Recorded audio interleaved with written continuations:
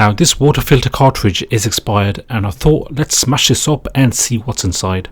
I probably have used about 10 gallons on this cartridge, as Waterdrop filters does the job in filtering out all the bad stuff that you don't want to drink.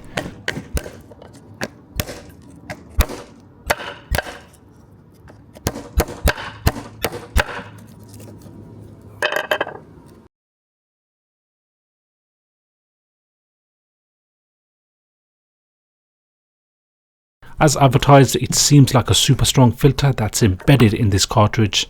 Reduces 30 plus contaminants such as mercury, lead, chlorine, taste and odour.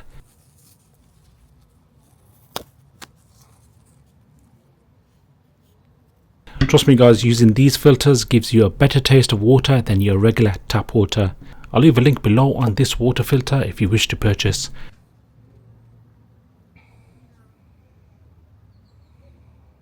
The one under the sink is expiring soon, so I'll smash that one up to see what's inside. Stay safe, peace.